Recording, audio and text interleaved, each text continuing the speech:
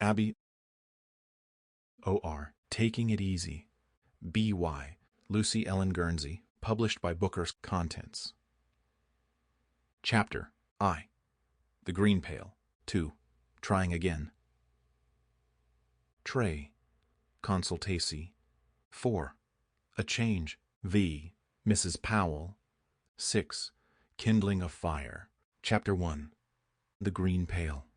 Take the green pail to carry the water upstairs and set the smaller one on the stove with water in it, that I may have it hot presently, said Mrs. Ward. Do you understand me?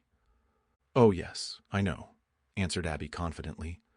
Mrs. Ward closed the kitchen door and sat down in the shade on the back steps for a few minutes to read the paper before going on with her day's work. She had certainly earned a little rest, for she had been up since 5 o'clock, had prepared her husband's breakfast and sent him off to his work at 7 o'clock, had swept and dusted her pretty little parlor and dining room, and was presently to make bread and cakes and a meat pie to be eaten cold for next day's dinner. For while she made it a rule never to do unnecessary cooking on Sunday, she calculated, as she would have said, to provide something rather better than common for her husband's dinner on that day.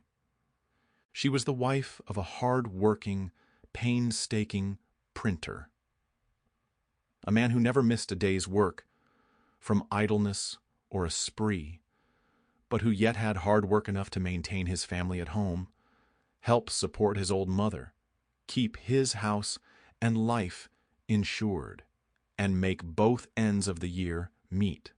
Mrs. Ward had never kept a girl till quite lately. She had always been able to do all her own work with the help of her daughter, who had been trained to usefulness from the time she could run alone. But Comfort Ward, though a strong and healthy girl up to the age of 14, had then begun to pine away and fade like a plant. The spring after her 15th birthday, she was laid to rest under the trees of Mount Faith Cemetery, in the sure and certain hope of a glorious immortality. Her illness was long and trying, and Mrs. Ward found herself so worn out after it was over that her husband insisted on her having someone to help her in her household work.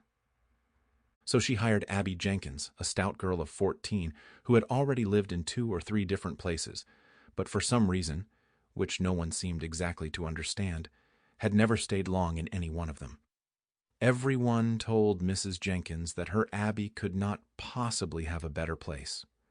Mrs. Ward was an excellent Christian woman, a capital housekeeper, understanding all sorts of work, and one who would do... Sample complete. Ready to continue?